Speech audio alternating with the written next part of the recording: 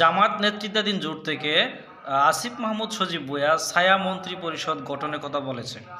আসুন জানি সেই ছায়া মন্ত্রী পরিষদ বিষয়টা আসলে কি।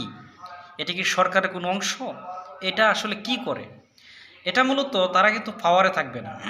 যদি একটু সহজ ভাষায় বলি, যেমন সরকারের পক্ষ থেকে একজন শিক্ষামন্ত্রী দেওয়া হবে, একজন অর্থমন্ত্রী দেওয়া হবে, একজন স্বাস্থ্যমন্ত্রী দেওয়া হবে, ঠিক তেমনিভাবে ছায়া মন্ত্রিসভার পক্ষ থেকেও এরকমভাবে একজন অর্থমন্ত্রী, একজন শিক্ষামন্ত্রী, একজন স্বাস্থ্যমন্ত্রী, তারা প্রত্যেকজনকে দায়িত্ব প্রত্যেকটা মন্ত্রণালয়ের ভাগ করে দিবে। এখন তাদের কাজটা কি? যারা ছায়া মন্ত্রিসভা গঠন করবে তাদের কাজ হচ্ছে সরকারের প্রত্যেকটা মন্ত্রণালয়ের প্রত্যেকটা মন্ত্রীর কাজগুলোকে পর্যবেক্ষণ করা, যাচাই বাছাই করা, বিকল্প প্রস্তাব সংসদে উত্থাপন করা জনগণের সামনে এবং সংসদের মধ্যে এই বক্তব্যগুলো তুলে ধরা।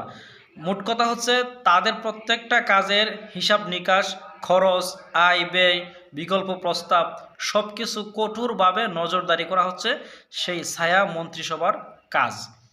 এক কথায় হচ্ছে সরকারকে চাপে রাখা এবং স্বচ্ছ জবাবদিহিতার আওতায় নিয়ে আসা। আমাদের বাংলাদেশে এর আগে এটা গঠন হয় নাই, তবে এবার নতুন করতে যাচ্ছে। উন্নত কান্ট্রিগুলোতে এই ব্যবস্থা চালু আছে।